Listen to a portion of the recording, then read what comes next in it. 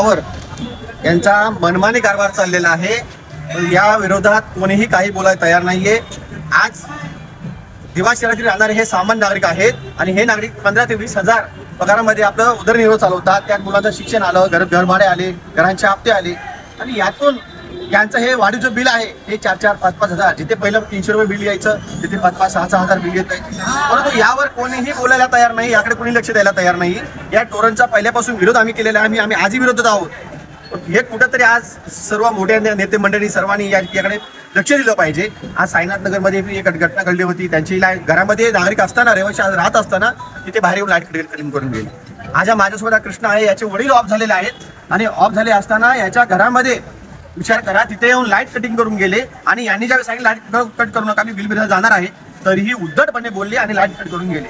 हे चुकीचं आहे। यासाठी आम्ही आज इथे निवेदन दिलेलं आहे आणि आम्ही आज निवेदनाच्या धडाकेबाज युवा पक्षांच्या माध्यमातून आम्ही यांना सूचना दिलेली आहे की दिव्यातील रहिवासी सामान्य आहेत, कमीत कमी तुम्ही 3 महिने लाईट कोणाची कटिंग करायची नाही। 3 महिन्यानंतर जर लाईट बिल थकलं असेल तर ते घरामध्ये कोणी असतील तर त्यांना विश्वासात घ्या, त्यांच्या अडचणी तुम्ही समजून घ्या आणि नंतर लाईट कट करा। आणि लाईट कट करायला जाते वेळी किंवा लाईट कट केल्यावरती तुम्ही जे 210 रुपयाची फाईन घेताय ना, ही कुठल्या कायद्याने घेता तुम्ही फाईन? म्हणजे हे तुम्ही फक्त तुमचे पोटं भरण्यासाठी आणि तुमच्या अधिकाऱ्यांची, कर्मचारी, टोरणची लूट चालली आहे। याच्या विरोधात आम्ही ह्या जन आंदोलन उभारल्याशिवाय राहणार नाही। हे 210 रुपये हे त्यांनी बंद करायला हवेत। यासाठी आज आम्ही धडाकेबाज पक्षांच्या माध्यमातून निवेदन दिले आणि यांना 15 दिवसाचा अल्टिमेटम दिलाय। जर 15 दिवसामध्ये यांनी याबाबत सकारात्मक भूमिका घेतली नाही तर ईट का जवाब पत्थर से आम्ही देणार म्हणजे देणार, कारण ह्या टोरणची दादागिरी आम्ही खपवून घेणार नाही।